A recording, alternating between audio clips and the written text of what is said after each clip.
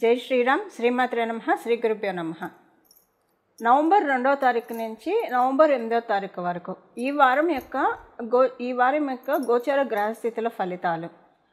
గోచార గ్రహస్థితుల ఫలితాలు తెలుసుకోవడానికి ముందుగా గోచారంలో ద్వాదశ రాశుల్లో గ్రహాల స్థితిగమనాలు ముందుగా మనం పరిశీలిద్దాం. కర్కాటక రాశిలో దేవగురువైన బృహస్పతి వారి సంచారము, సింహరాశిలో కేతుదేవుని సంచారము,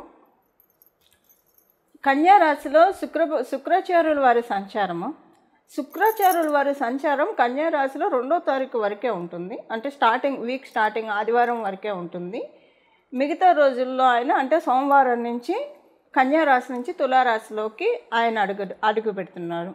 తులారాశిలో సూర్యనారాయణమూర్తి సంచారము, మంగళ మరియు బుధ సంచారము, బుధ భగవానుని సంచారము వృశ్చిక రాశిలో, అలాగే రాహుదేవుని సంచారము వచ్చేసేసి కుంభరాశిలో, వక్రించిన శనేశ్వరుని సంచారము మీనరాశిలో ఉంది. చంద్రభగవానుడు ఈ వారంలో 4 రాశులను చూడతాడు. కుంభరాశి మొదలుకొని వృషభ రాశి వరకు ఆయన సంచారం ఉంటుంది ఈ వారంలో. ఈ వారం యొక్క గోచార గ్రహస్థితులు ఇలా స్థితిలో ఉన్నారు. గోచారంలో గ్రహాలు ఇలా స్థితిలో ఉన్నాయి. గోచారంలో ఈ గ్రహగమనాలను అనుసరించి ద్వాదశ రాశుల వాళ్ళకి, ద్వాదశ లగ్నాల వాళ్ళకి ఫలితాలు మనం చూద్దాం. ఫలితాలు చూడటానికి ముందుగా ఈ వారము గోచారంలో ప్రత్యేక అంశాలు ఏవైనా ఉన్నాయా అవి ఒక్కసారి మనం పరిశీలిద్దాం. ఈ వారం చాలా ప్రత్యేకమైన విశిష్టాంశాలు చోటు చేసుకొని ఉన్నాయి మనకి గోచారంలో. అదేంటంటే 2 కేంద్రాల్లో 2 గురువుల సంచారము. అంటే 3వ తారీఖు నుంచి దైత్య గురువైన అసురు గురువైన శుక్రాచార్యుల వారి సంచారము ఆయన స్వక్షేత్రమైన మీనరాశిలో జరుగుతుంది. అలాగే గురు భగవానుడి సంచారము కర్కాటక రాశిలో. సో వీళ్ళిద్దరూ కూడా పరస్పర కేంద్రాల్లో ఉన్నారు. మనం కాలపురుషుడు కుండలిలోంచి చూస్తే చతుర్థ సప్తమ స్థానాల్లో పరస్పర కేంద్రాల్లో వీళ్ళ సంచారం ఉంది. అలాగే ఇంకొక ప్రత్యేక అంశం ఏంటంటే 3 గ్రహాలు స్వక్షేత్రంలో ఉన్నాయి. అది దైత్య గురువైన శుక్రాచార్యుల వారు తులారాశిలో, వృశ్చిక రాశిలో ఆయన స్వక్షేత్రం. అలాగే రాహు భగవానుడు ఆయనకంటూ ఒక రాశి ఉండదు, షేర్ చేసుకుంటాడు. ఆయన షేర్ చేసుకునే రాశి అయిన కుంభరాశిలో ఆయన స్థితిలో ఉన్నారు. 3 గ్రహాలు స్వక్షేత్రంలో ఉన్నాయి. 2 గ్రహాలు పరస్పర కేంద్రాల్లో ఉన్నాయి. అలాగే ఒక గ్రహం ఉచ్చ స్థితిలో ఉంది. అంటే దేవగురువైన బృహస్పతి ఉచ్చ స్థితిలో ఉంది. ఇన్ని ప్రత్యేక అంశాలు కూడి ఉన్నాయి.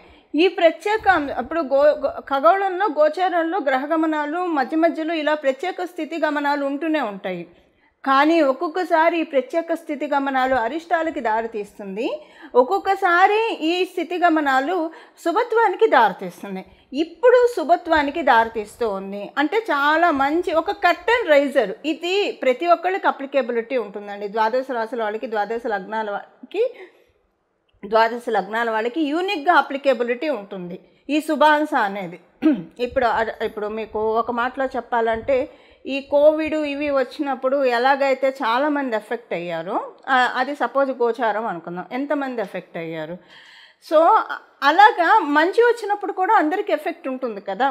ఈ మంచి ఇప్పుడు గోచారంలో ఉన్న మంచి అందరికీ ఏదో ఒక రకంగా ఎఫెక్ట్ చూపిస్తుంది. అయితే కొంతమందికి వాళ్ళ జన్మజాతకం బాగా వీక్గా ఉంటే అప్పుడు ఇది తీసుకోలేరు. దానికోసం మనం అంటే పూర్తిగా తీసుకోలేరు. అసలంటూ తీసుకుంటారు. ఒక 30% అయితే తీసుకుంటారు, 40% తీసుకుంటారు. కానీ 70% తీసుకోవడానికి ఏం పరిహారం చేయాలో మనం చూద్దాము. దానితో పాటు అసలు జన్మజాతకం బాగున్న వాళ్ళు కూడా ఇవి మంచి ఫలితాలు తీసుకోవాలంటే ఏ పరిహారం చేసుకోవాలో కూడా మనం పరిశీలిద్దాము. మిథున రాశి లగ్నంలో పుట్టిన వాళ్ళకి ఈ వారం నుంచి మొదలుకొని మీ కుటుంబ విషయాల్లో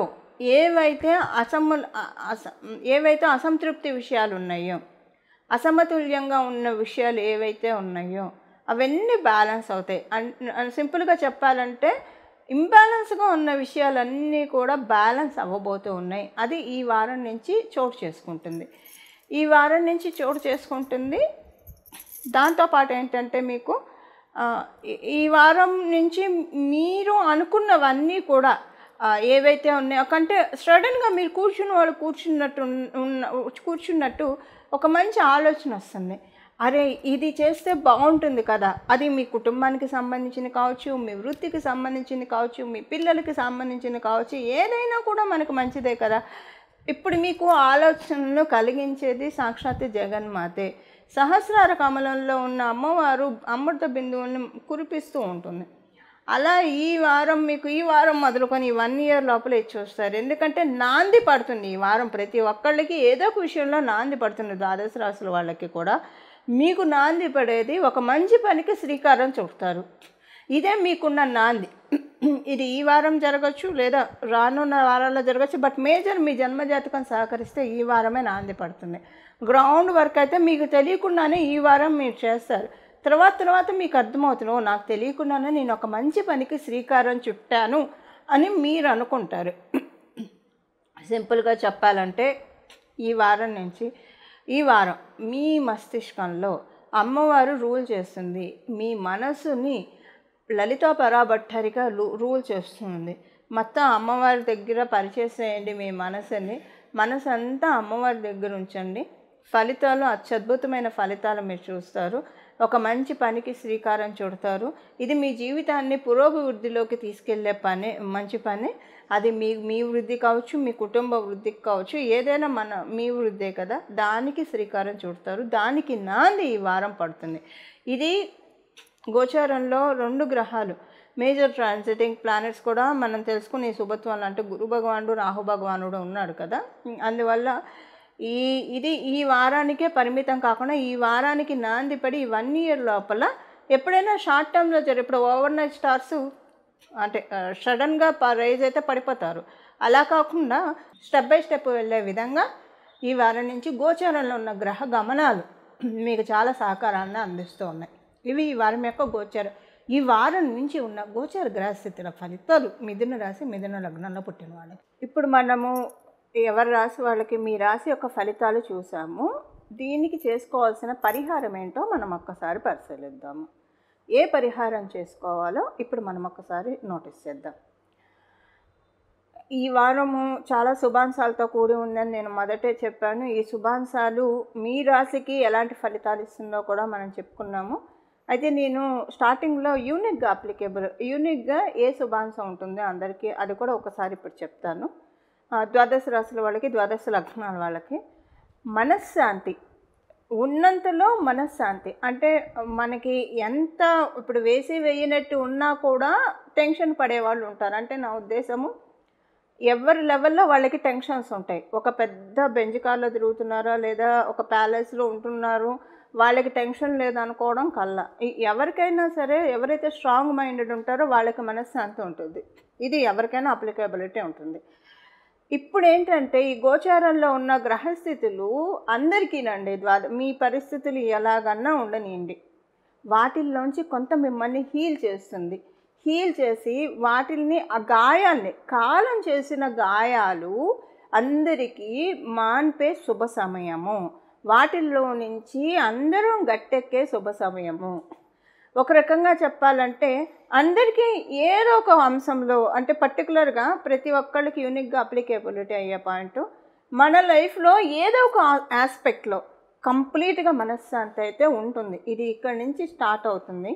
కాకపోతే ఇందులో మనకి మేజర్ ప్లానెట్స్ కూడా ఇన్వాల్వ్ అయి ఉన్నాయి కదా. ఇప్పుడున్న ఈ శుభాంశాలు అంటే గురు భగవానుడు అలాగే రాహుదేవుడు కూడా ఇన్వాల్వ్ అయి ఉండడం వల్ల వీళ్ళిద్దరికీ చాలా కాలం సంచారం చేస్తారు. గురు భగవానుడు సంవత్సర కాలం పాటు ఇలా సంచారం చేస్తారు. కాబట్టి ఇప్పుడు మనం తెలుసుకున్న ఈ శుభాంశాల్లో పెద్ద గ్రహాలు కూడా ఇన్వాల్వ్ అయి ఉన్నాయి. కాబట్టి ఇక్కడి నుంచి మొదలుకొని ఈ రాబోయే సంవత్సరంలో ఈ ఫలితం మీరు చూస్తారు. ఏదో ఒక ఆస్పెక్ట్ ఆఫ్ మీ లైఫ్లో ఏదో ఒక విషయంలో పరిపూర్తిగా మనశ్శాంతి దొరుకుతుంది.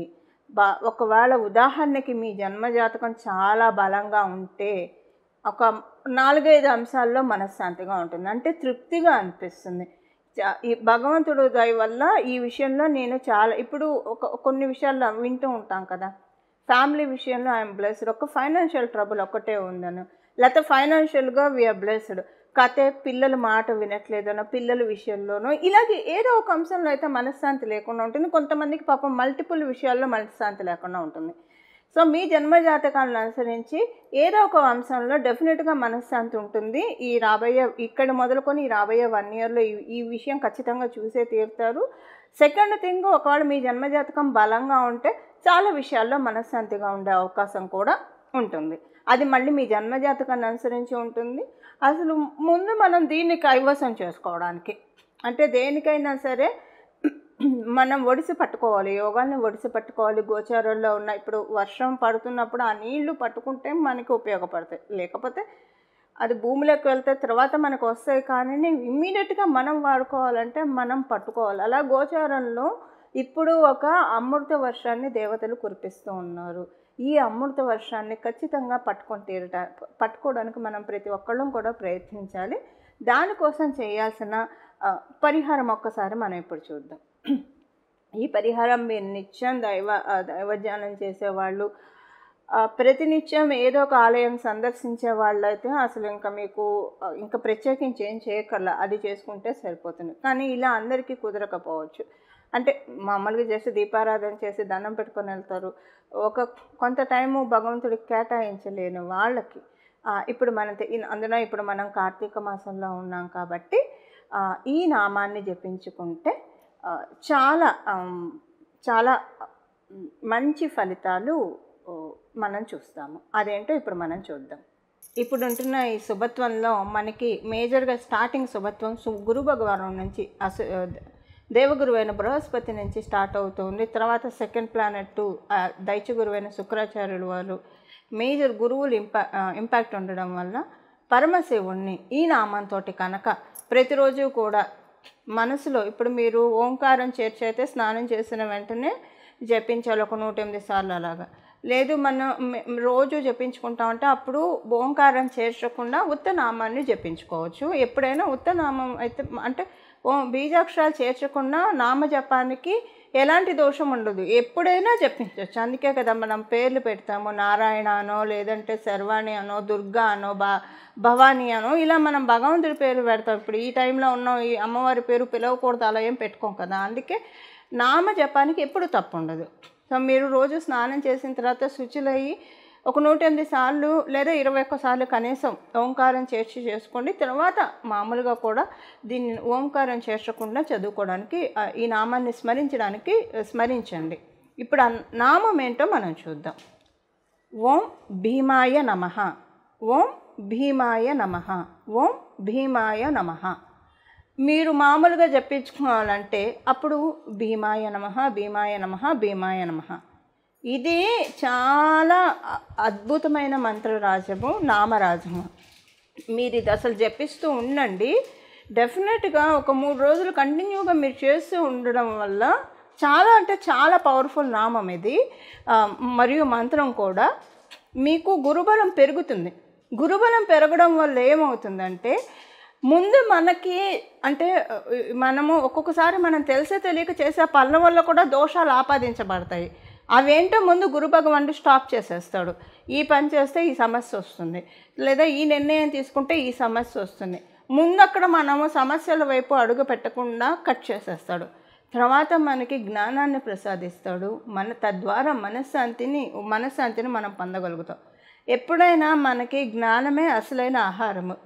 జ్ఞానంతో ఎప్పుడైతే మనం జ్ఞానం ఎప్పుడైతే కలిగి ఉంటామో, జ్ఞానులకి కలిగిన మనశ్శాంతి ఇంకెవరికి ఈ ప్రపంచంలో ఉండదండి. జ్ఞానులకి ఉన్న మనశ్శాంతి, ఎందుకంటే ప్రతిదీ కూడా టెంపరీ అని జ్ఞానం వల్ల తెలుస్తుంది మనకి, అది ఏదైనా కావచ్చు.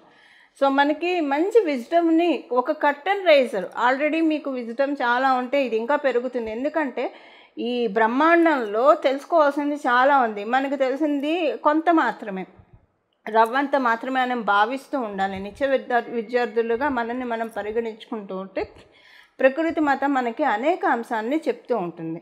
సో అందులో భాగంగా మీకు ఆల్రెడీ చాలా నాలెడ్జ్ ఉన్న వాళ్ళు అయినా సరే ఈ నామాన్ని జపించుకోవడం వల్ల మీకు ఇంకా ప్లస్ అవుతుంది. ఇది అసలు ఇంత ఆధ్యాత్మికంగా ఉన్నత శిఖరాలు ఎదగడానికి కూడా ఈ నామం సహకరిస్తుంది. అలాగే మనకి లౌకికంగా అన్ని శుభత్వాలను ఇవ్వడానికి కూడా ఈ నామం మనకి ఉపకరిస్తుంది.